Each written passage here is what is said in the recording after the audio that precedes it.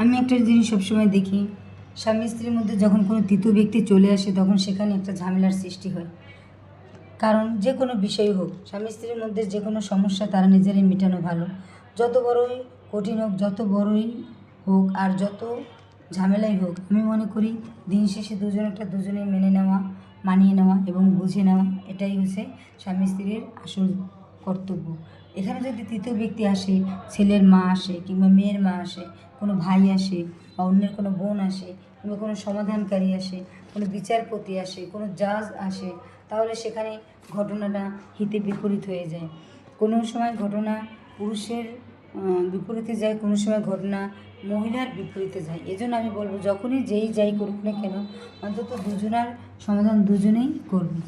আমি আমার হিসাব থেকে দেখেছি, পৃথিবীতে এমন কোনো বিচার, এমন কোনো আদালত, এমন কোনো কোর্ট কাচারি নেই, এমন কোনো বিচারক নেই যে স্বামী স্ত্রীর বিচার করতে পেরেছে। কারণ স্বামী স্ত্রীর বিচার করাটা একটা কঠিন ব্যাপার। আল্লাহ পাকের কালাম পাঠ করে যখন তাদের বিয়ে হয়, তারা যুগ যুগ ওই স্বামীর সাথে কাটিয়ে দেয়, ভালো থাকার জন্য, খারাপ থাকার জন্য, যতই হোক, তারপর কিন্তু তারা কেউ কাউকে ছেড়ে যায় না। যদিও মেয়ে অস্থির হয়ে বলে আমি তোমার সংসার করবো না, আমার ভালো লাগে না, আমি চলে যাব, কিন্তু আসলে সে যায় না। পুরুষটা যদি বলে আমার তোমাকে ভালো লাগে না, আমি আবার একটা বিয়ে করবো, কিন্তু সে মুখেই বলে, কিন্তু আসলে সে বিয়ে করে না। এর মাঝেই অনেকগুলো বছর কেটে যায়, কিন্তু কেউ কাউকেই ছেড়ে থাকতে পারে না।